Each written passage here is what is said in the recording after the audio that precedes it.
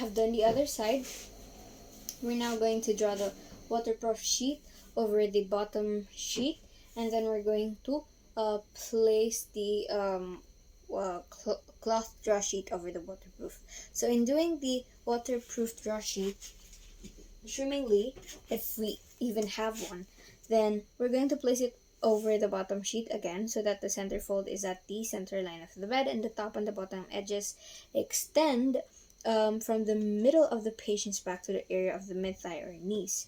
So we're also going to observe to fan fold the uppermost half of the folded draw sheet at the center or far edge of the bed and tuck in the near edge. So since we do not have a waterproof sheet, we're going to only have to work with our cloth draw sheet. So we need to place it over the waterproof draw sheet, right? And we're gonna place it just in procedure and tuck that in. And there you have the cloth draw sheet. Now, this is optional, but before moving to the other side of the bed, place the top linens on the bed hem side up, unfold them and tuck them in, and meter the bottom corners. Another thing is we could place the top sheets hem side up, beds and centers fold top bed. And now, and this is also another optional procedure, is to make a vertical or horizontal toe pleat in the sheet, the vertical toe and the horizontal toe pleat.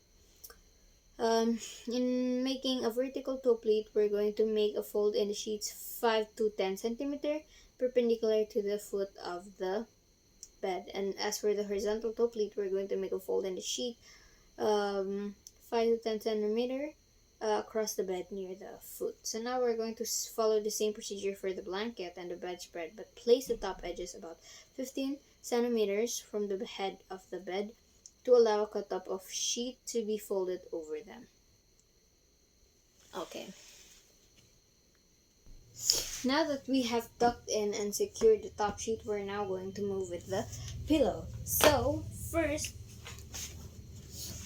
in removing the soiled pillowcase, take note to not do it in the same manner at how you do it at home.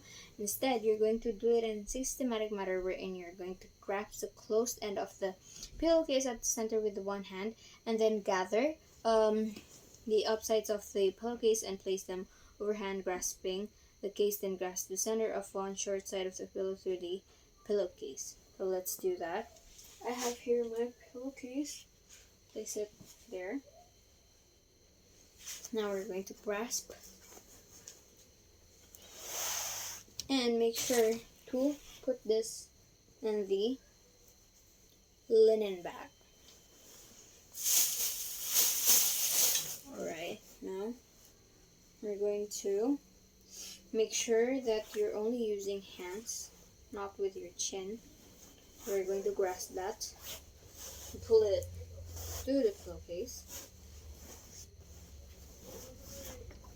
And then just there, and you have the pillowcase. Make sure that you don't just throw it, because that could throw pathogens as well. Now we have this, what we call the closed bed, open beds, and postoperative bed. So when you say closed beds, we're going to place the pillow on bed with open end facing the wall, or we're going to place the pillow on the bedside table. For the open bed, we're going to pull top sheet and blanket to the head of the bed and fold both back neatly to bottom third of the bed. Then as for the post-operative bed, this is to when we make open beds but do not tuck the top sheets and the blankets, but instead we're going to leave the top sheet and the blanket fan folded to the side of the bed, opposite door. And after the patient is transferred to the bed, pull covers across bed, and then we're going to tuck and meter at the bottom. Now, after all of this, we're going to finally dispose of the used materials, the soiled linens, of course, the soiled gloves. We're going to dispose of it properly, and we're going to perform hand hygiene. so that you can observe proper um, infection control.